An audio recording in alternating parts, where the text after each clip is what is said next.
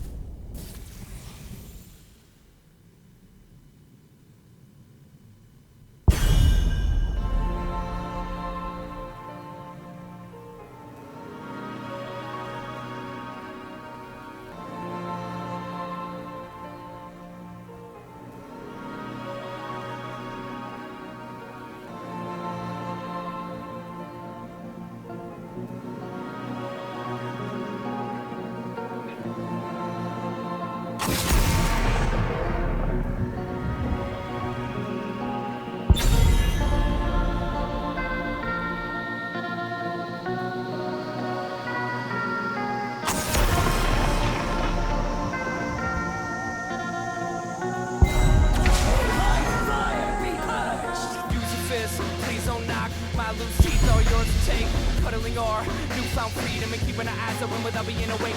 Kiss my ear, the fame still taunts. Children rejoice once hero, now dead one last time. I'm really hurting, just a little taste to take off the edge. A rummage of love letters and photographs in a desperate reach for a clue into who I am with a little distance past as a reference. I feel any connection to the bones under my skin. You can cry but you're still getting sterilized. You can show the sun how to come if you know the sky. He'll let you make a mess cause if you keep him high with a good truth. The messenger deserves to die for his lies, make it hurt.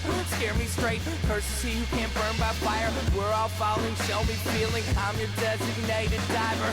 I can see the cuts on your mind. Your mother made yours, mine made mine. I know you'd rather be sad than stupid. Genius by day, junkie by night. For the grace and breeze I never scraped a need that didn't help me see. Bleeding isn't what it seemed. Let it seem till it screams. Finally free, then you better leave. But the cheese gonna kill the king.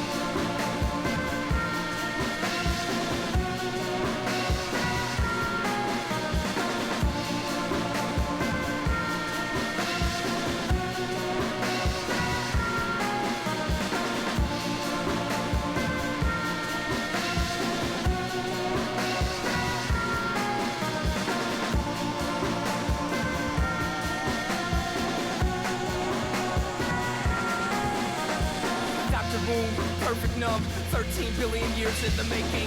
Black hole in the center of our galaxy. We're still suffering, we're still aching. The sanctuary is closed for repairs. I use God's guided pen and maniac the nice way. Bad habits make for good memories. I'm good at being at the wrong time in the right place. Crushing plots of the corners of her mouth. Eyes white like yours but completely different somehow. Cut her post those looking like a ghost. Cheeks rose from the flesh fluid so familiar to us now. Legs fold with the predator's prey. There's no messiah that was in his slave to his brain. If I could do it nails, would you do it words? Every one more crucifixion, one less. Open door, use my fist, but I won't knock. Break it open, it's you sober. Trust me, we'll get out of this alive. Now take my hand, it's almost over. I apologize for lying about smiling. I'm a frightened little cat that learned to act like a lion. While Leviathan's speech in the grip of the patience of driving this cheap pirate ship to the pavement. For the grace of breeze that never scraped the need that didn't help me see. Nothing's really what it seemed. Let it steam till it screams. Finally free, then you better leave a make right for the head of the king.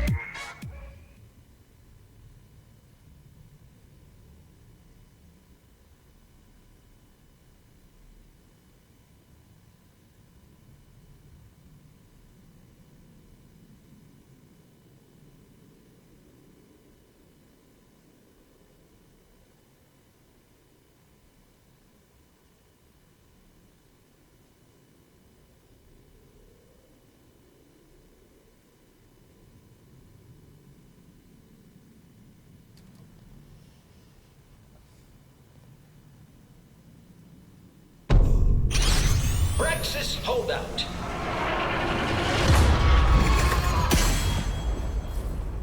Good afternoon, ladies and gentlemen. We're live again here on YouTube now, and we're going to jump straight into the match because the teams have been waiting for quite a few minutes, and we'll be handing back over to Skimmy and Vandy to take you through. Take it away, Skimmy. Thank you there, Crisis, and thank you guys for waiting so very patiently. Yeah, not too sure what's really going on be it Twitch or even with the software itself, but we're going to get straight into things on Brax's holdout this time. Now we got not Hiccup's team this time around, we got the other two looking to beast it out between themselves. So Hiccup's squad have beaten both of these teams, so it's going to come down to who can really muster together to be the top dog. The Brax's holdout. We can already see Kelfast and Frol both taken away there, Vandy. Indeed. I mean, Brax's holdout. It's a map that we haven't seen too much of, as it's only been added into the rotation quite recently, but it's a map that I guess teams are starting to work out strats for, and quite an exciting map. It's very brawler-centric. And already off the bat, we're seeing a Thrall ban, Kael'thas ban, Ragnaros pickup, as well as a Rexxar pickup. Now, that's an interesting one there, Skimmy. Rexxar is traditionally, I guess, more of a split pusher, as well as he can just really hold down the fort with Nisha. And I'm not sure why they've kind of gone him for Brax's holdout, except for, I guess, trying to be a nuisance when they're trying to cap the warheads. But I like that pick. I'm not saying it's a bad one. I think it's an interesting one. I've seen Rexxar in the past, and I saw in a composition where they had Rexxar and they just left him up on a point on his own. Misha would sit on the point and he would push the wave, and it seemed to work out pretty well. Now, they didn't have Ragnaros back in those days, but they had Mouth. They rounded it out with Muradin, and they had Tychus too. Now, Sylvanas has already been taken away on the flip side of things, and like a lot of the maps, if you have that objective pushing in your favour, Sylvanas just amplifies that twice-fold. So, with Artanis in the mix as well, they are already looking at a very scary brawl snowbally comp. Indeed, and I mean, we've seen what Artanis left unchecked can do. Sylvanas is good for that wave pressure there, and yeah, that's exactly what I was thinking in mind when I was thinking of Rexxar. Just sort of Misha, just sort of being a nuisance, just getting in everywhere, and Rexxar just sort of pushing a lane and using her as kind of like a scout or just disrupting, I guess. Absolutely. And I mean, we can see here, okay, so we've had Diablo taken away on the red-hand side. Blue have responded with a Rhaegar, still terrified of the potential idea of a Bloodlust, even with Earthquake taken out of contention. Now, where do Red go from this? They're going to go for the Stitches, and normally you'd see Stitches paired with a stun, or at least a Malfurion route. You'd hook him in, and somebody there would then be locked away. Stitches on his own, though, I'm interested to see how they're going to try and pair this one in. Somebody that's brawly, somebody that's very tanky without the need for a lot of support aid, but definitely not what I would have thought to pick straight away, given the other tanks that's still left on the board. I mean, I feel like this one's a bit of a comfort pick going out. Stitches can be quite, I guess, viable. If he gets a pick on somebody, they can just really collapse in on him, and there's the Tychus pick. They've seen that tanky front line, and they're like, yep, we're going to shred it apart. And also that Malfurion being, I guess, considered and taken quite early into the drafting.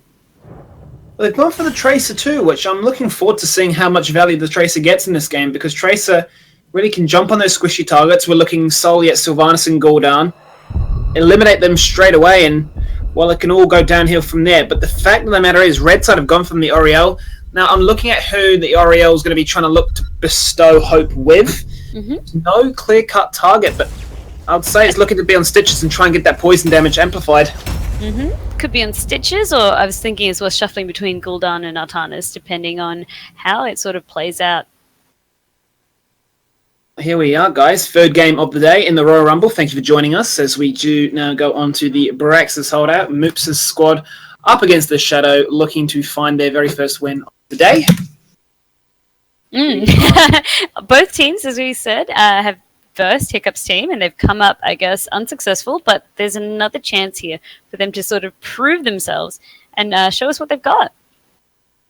Now, I'm looking forward to seeing how this one goes down, because we have the flip side of, Ragnaros can turn into that fort and he can destroy and disrupt a lot of that siege potential, but then you have the Sylvanas, and like a lot of maps, when I say we have Infernal Shrines, we have Battlefield of Eternity, yes, in theory it sounds great that you can push and you can really take down things that much quicker, but Sylvanas has fallen off a little bit in terms of priority, so we'll have to see. They don't really have much burst damage on the side of Red's team, but they definitely have a lot of sustained and contained engage. Red team's basically going to want to lock down those beacons, get the Zerg rush happening, and Sylvanas will just help the Zerg just sort of crush, I guess, what fortifications are left up on the blue side squad. I mean, that's the agenda at play. Whether they can execute it, we'll have to see, because as you said, they've got, I guess, not as damage heavy as we're sort of seeing the blue team. But in saying that, they've got lots of sustained damage. And if Oriole can continue to build up her hope and keep healing them up, it's going to be quite difficult, I guess, team fight-wise for the blue team to try to take one out. Now, an interesting observation I actually made, Vandy, is Moops is no longer on the support. He's actually gone on to an assassin, and we saw how aggressive he was playing before in Rhaegar, so potentially thinking that Rhaegar was an assassin. Not too sure what was going on there, but he's finally found his old mold to see if he can, well, he will be able to actually dive as deep as he did before. He'll have it actually, he'll have a get-out-of-jail card for free, too, with that recall talent. Indeed. Moves can finally find a channel for his aggression and sort of run wild with Avatar taking over the support role, snagging that Malfurion. Well, we're waiting for these toasters to load on up. ANZ Internet, ANZ PCs. It looks like one member, Fergie Games, he's booting up that sheep now, making him work overtime to get that dial-up running and working. And that's why we love ANZ, Skimmy.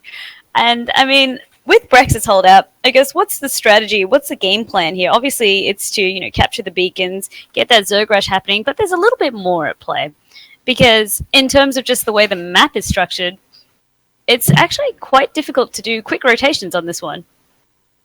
And we're seeing a big missing, really, in terms of globals. There's no globals in this composition.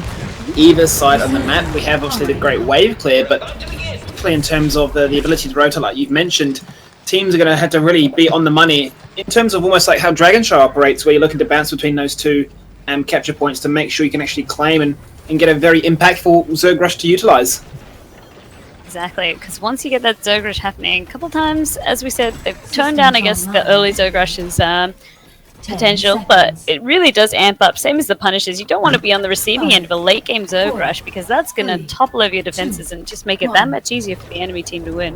Access granted. Here we go, guys. Let's introduce the teams once more. Blue hand side, it is Tracer, played by Moops, Zeppelin on Rexar, Avatar on Malfurion, Mad Hax on Tychus, and Odeside on Ragnaros. And red team is repped with Godlike Phoenix playing Artanis, Shadow and Oriole, Coldstars Bitches, Blindside and Cooldown, Fergie Games and Sylvanas, and I'm just cutting myself short because there's already a brawl happening. Well, I can see you pacing your steps there because the fight was already breaking out. Sylvanas with the rest of the crew went there for the siege. They took down, well, a fair chunk of that first tower, but the response was definitely in check. It seems that blue side knew what they were about. They guessed correctly which lane. They had only 2 lanes to choose from, so the odds were in their favour. But you can already see Misha and Rexar set up in the bot lane, and Tychus is going to be one to be taken out in first blood. Tychus just out of position there, just wondering what he's doing with his life, I guess. And now they can again put a lot of pressure on Sylvanas to save from the structure. Oh, the Entangling Roots is caught Shadow though. He's going to drop down. One tower shot came across Moops as well. He doesn't actually have recall available. He's going to dash and, oh, dearie me, Slam as well as the Fell Flame did come across, but just sidestepped that one. Otherwise he would have been another casualty in a very aggressive top lane engage. Close. Moose was just putting a lot of harassment out, and really they're just trying to stem, I guess, the turret damage coming in, but they managed to get a sneaky keep away. And finally we've got an answer down to the Misha, just continually harassing their bottom turrets there, so they set Artanis to deal with that. Well, Rexar should feel pretty confident to sit around there for the meantime, because at the moment, I mean, it's just absolute clown fiesta in this top lane. We see one person get taken out already. Sylvanas was the casualty there, but oh, that lovely little hook, and that's what Stitches is so renowned for. Finds the kill, finds the execution, and that's perfect timing because the first set of beacons going to spawn in 10 seconds. Perfect timing indeed. I mean, blue team is in no sort of a position to contest the top one just yet, but it's going to come down to the Misha right there. You called it, Skimmy, and we've seen in previous games, especially on Dragonstar, where he just sends Misha to go chill on the point, and he just continues to gain that XP in lane. We can see how much work Blindside has been doing on that Gul'dan. He's already at half the stacks required for that Echo Corruption talent, and dearie me, Desire getting dropped so low. Tries to go in there and do a bit of work. Moops is going to join amongst. He does get the bomb, but it's not going to be enough. Mad Hax goes for the dash. He doesn't have the grenade available. It is on cooldown, so Blindside does manage to slither away. He is the escape artist in this circumstance, and it seems to be that the control is in favour right now by the red side on that top beacon. beautiful top up by the Shadow, making sure that he was out of further harm. But Moop's doing a lot of work, trying to get him poke where he can, zipping here, zipping there. That's what we know Trace is renowned for. And he's just trying to disrupt the team as much as possible. And on 30 games, quite aggressively here. Absolutely, and that entangle route was a great one as well because it actually split the team in half, and it looked to be just enough to get the kill there, but they managed to find a window to find themselves out there. Moops once again going to drop another bomb, but this time the Shadow down to 100. Oh, actually Moops gets taken in. He goes, you can't kill me, but we'll kill you. Coalstar finds the hook, and that's a beautiful play by him. And we've got a full Zerg rush, basically, on the side of the blue team. I mean, although the brawls were happening, they weren't kind of capping the point here, the red team. So they've got quite a small Zerg rush happening. So they all need to go down now and deal with it. But as we said, it's not too bad as long as they don't get caught out. But it was a lot of kindness and chaos in that top lane. It allowed Zepline just to really establish so much presence and delay a lot of what Artanis is trying to achieve in this bot lane. And as a result, you can see how strong this push is. Now, Fergie Games is going to do a fair chunk of work cleaning this one up. He'd like it if he could push, but alas, here he is defending instead. But both hot shots are coming across on my days. Fergie getting dropped down to 25 health. Grenade coming across, but it's going to be enough. The Zerg Rush is just about to expire. And with that, I would say the blue team quite happily will return it back to base. But Moops, well, he does find a final dash. Moop's almost in trouble there, but he's got Malfurion watching his back.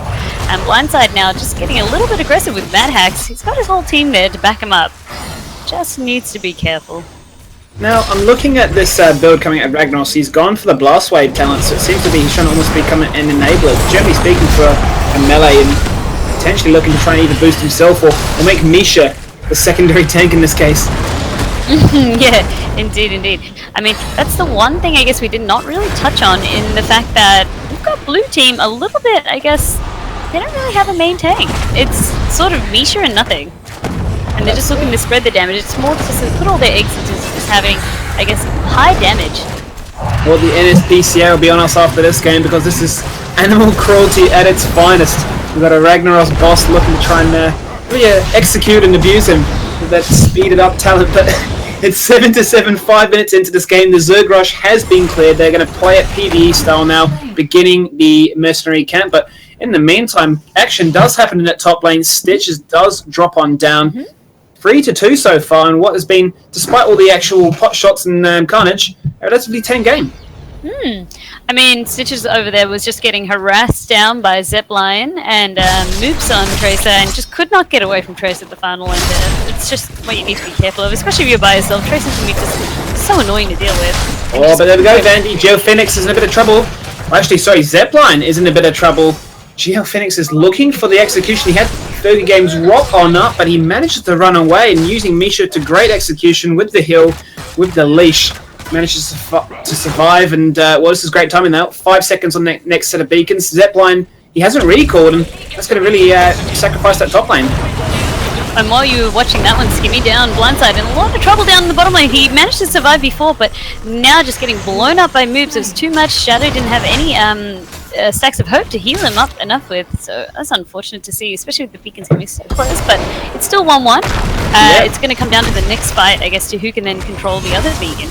And as you said, that Rek'Sai, as a result of not going back, paid the price with his life, but Madhax is now looking for trying to run away. He's kiting with the overkill. He's doing as much as he can. Moops, he's popped the recall. He's going to dash away.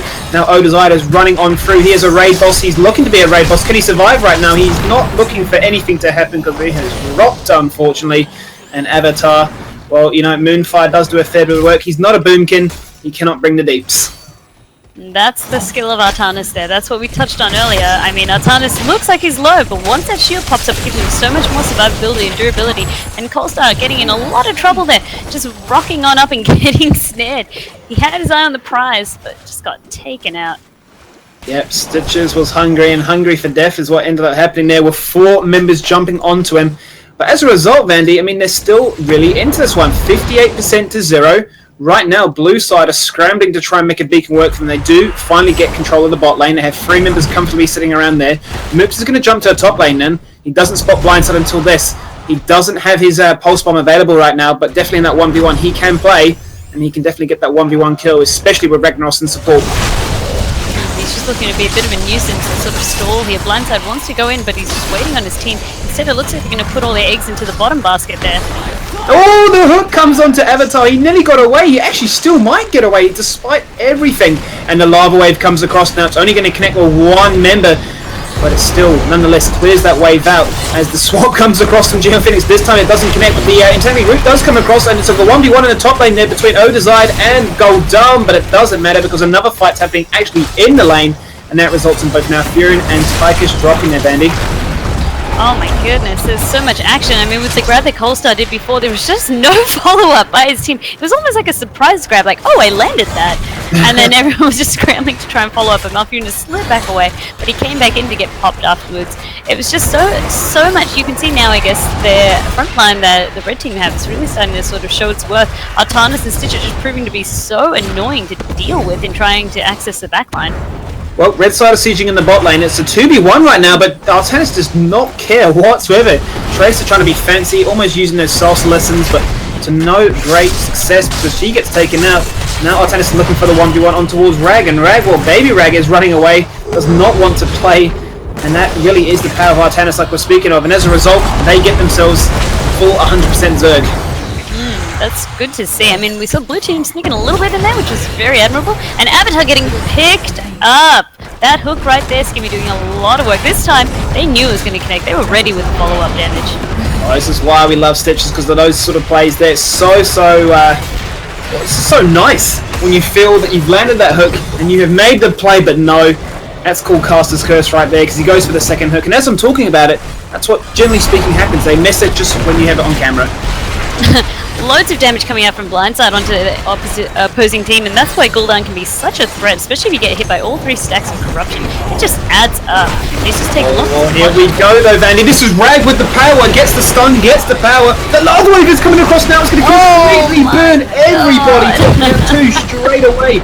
More damage comes across, and there's 4 hungry members of the blue side looking for more kills. The Shadow, he actually gets the heal, and he makes Tracer drop with the support of Coalstar, who is now trying to provide as much hope as possible. Shadow doing a great job there with the Detainment Strike to try and push people away, but oh dear, Coalstar does get stuck. Shadow should be able to get away here because the grenade is not available, but he did his very best, and that's all you can ask for support to do.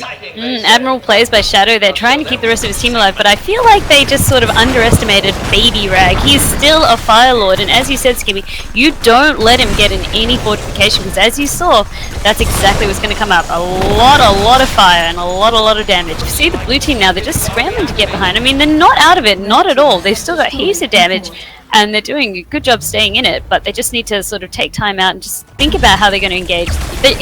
If possible, they want to engage in lane to make the most out of Ragnaros's lava wave. Absolutely. But it's so messy because most of the fights are happening around the beacon. Absolutely, I was just going to say, there goes Unleash the Balls. You're trying to slow down everybody right there, but, well, unfortunately speaking, Misha does get taken out there, spotting 4 members, and nothing that Zepline can do but dodge that hook. There goes Intangaroots this time, and it's now going to be 4-on-2. Fergie on the flank, Shadow in the wings, and Artanis does get taken out. The lava wave comes across, and he actually pops into his full structure too to try and provide a bit of zone. He's going to chuck out a fair bit of damage on this bottom beacon. Already 58%, make that 64 right now as it's climbing on up. They've got a double cap right now. They're not actually going to complete the cap. They're going to run off that point, trying to chase for the kills. Whilst Tracer went for the 1v1 in the top side up against Blindside. He's gone for the recall, but the Shadow says, you cannot juke me. We are looking to seal the deal with this one. And there goes the hook out on Avatar, but he seems to be getting away, Skibby, and instead Sylvanas gets blown up. It's such a back and forth. You think 1 second the team have got it, the next minute it just gets turned on its head. But look at the damage. The Rag is coming across with that lava. He is chucking at the living meteor. He doesn't get the kill, but dearie me, the Crystal Aegis is perfect, and it pops and it shatters and it blows everybody up. The poison comes across, suppression pulse too. And look at that. That's unbelievable. 5 members just drop like that. They got a single cap, but they're almost hovering the boss, it seems. They really want that win condition. They do. They're making no mistakes this time because they know what it's like to be from behind. They had it versus Hiccup's crew, so they're just taking every opportunity they can get. But Moops is going to try and be the hero of the day here. They need more team members sort of helping them out. I don't know if it's going to be enough. Moops just stalls the cap enough, for them to just sort of, I guess, delay it out. But if they get the boss, it's not going to matter because they're going to have to deal with this huge threat incoming into their base. Well, the bottom beacon's about to activate as well, so it doesn't really matter at this stage. They got the boss, the bottom beacon will activate, it will seal it at 100%, that'll push on in. Plus, they have Sylvanas. Dire situation for the blue side right now, but they're going to try and make the best of a bad situation. Fergie does solidify in the top beacon too, and they're going to get as many mercenary waves to really aid in this final push. Oh, there you go. And then Avatar getting another sneaky counter cap once again. So they're just stalling out the Zerg rush as much as possible. And that's actually quite clever because I was about to say, if they didn't cap it, moves might have actually worked against this team. Here comes a long way Vandy. The Entangle Root came across too. Look at them burn! Straight away drop. Living Meteor comes across too, and stitches like that. The front line was just taken on out. He's popping into that structure now. He's looking for the damage. Chris Vegas comes across. The temp strike was used. Blindside trying to drain life as much as he can, but a laser drill is too good. It does eventually get the kill, and that finds themselves 2 kills in this exchange. Moops still looking to be frustrating. He's going to jump in. He gets the kill onto Fergie. He drops the pulse bomb, and with that, he's going to most likely die. He does. He gets whipped and smashed out there by Oriel, and they do find themselves a brace. And they got the cap in the end, and it was almost a tricky situation there. So as I was sort of saying, Moops was almost helping the red team, because if they got that cap, it would have staggered perfectly with the boss. But the fact that Avatar managed to counter cap it in time meant that they could deal with the boss, and now they get to deal with the wave. So it's a lot better for the blue team, and especially with wiping a couple of members of the red team. So it was much more of a favourable outcome for them. Which is unfortunate for the red team, because they were building up so much momentum to sort of go through and clear that out. But as we saw, Skimmy, you can't fight, or you can't prolong your stay if you know the Fire Lord's got his passive up, because that's when things get messy. We can see when they're chasing for these fights, the Love Wave comes across, he pops into the passive, he jumps into a structure, and he literally is, like the name suggests, a raid boss. It was scary. You saw that Stitches just blow up, and with that they all had to retreat, and that's when things like Tracer can find those easy pickings. Despite all that, the Zerg wave was completed. Didn't really find too much from that one, so we go back to a more turtle-orientated style. Mercenaries in the top, going to juke it out, Mercenaries in the bottom. We might have a collaboration breakout here, pre-20 though, as it seems to be that it goes for the swap. There goes the Horrifier as well. They're going to look for this one. Moves is jumping into the backline with the Unleash. The Boar's trying to make things happen, and it's going to be Mouth that's going to drop. He doesn't have the Ice Block to use, so he's going to get popped out of this one straight away. Tennis jumps across, make that 3, make that 4, make that 5. The entire blue side drops, and red team are furious. So many back and forths, and I just opened up the talent board just out of curiosity, and Rag has definitely gone full Blast Wave empowerment, but even though he managed to get it, Artana swapped him in with Blast Wave into 2 team members. It didn't do as much damage because Oriel is there waiting with Hope to top them all up, so it's almost like a missed opportunity for poor little Rag. And Skimmy, I think they're hungry for the win here. They want to end. Yeah, 10 seconds on the next respawn, they have this, and they're going to fully commit to this one. They got the Shadow who can do a lot of healing in an AoE concentrated space, so not going to be an issue there. GGs are being called out, and definitely that is the case in this one. They got cannons, they got blindside beast stepping, they've got hooks coming across, lava waves jumping, and they got a bunch of people jumping out as the GG parachute man flies across the screen. Well played by both sides. It was so much back and forth. It was really interesting to see. Every time one team sort of got the upper hand, immediately the next team fight was fought with, I guess, the other team's win conditions. And yeah, it made it such a crazy map. But oh my goodness, looking at the recap, Ragnaros' siege and hero damage, as well as XP contribution, O Desired, Baby Rag, just doing so much work for his team. But it wasn't enough at the end of the day. They just didn't have a tank, Skimmy. That's really what they needed. It hurt them so much by not having a strong front line. Fortunately, and you know, Rag can only do so much. And Misha, well, back to the cage you go, off to the circus to perform some more acts as Rexel trained you on up, because they unfortunately lost that one, 24 kills to 13. And with that, we have a final recount of the scores here from Morton. I've been told that Team Desired, they finished off 2-0. Well, Team D, I should actually say. Team D finished 2-0, which would be Hiccup's squad. We have Team B, which was the Shadow. They finished today's event 1-1. And finally, Team A, which is Moop's squad. Unfortunately, unable to find a win. They finished the day off 0-2.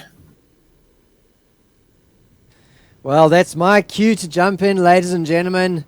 And just to our viewers, thank you so much for your patience through the day. It has been... Well, interesting in terms of how many things have gone wrong and how to get them sorted out. In the end, we finally managed to get a decent quality stream up on YouTube just for the second half of that last game. So for the viewers that are still there watching this match on YouTube right now, you are the real MVP, hanging in there. The 17 of you that have stuck it through thick and thin, your patience is immeasurable, and just a personal thanks getting extended from the production studio to you for being so patient. Well, that's it for the Royal Rumble. Because we only had 3 teams and we've got a 2-0 finish, there's no need for any tiebreakers. So that will be it, and we'll just chat to the teams afterwards and see if we can sort out some sort of reward for them, because I have a feeling that the team isn't going to be sticking together for the summer qualifiers.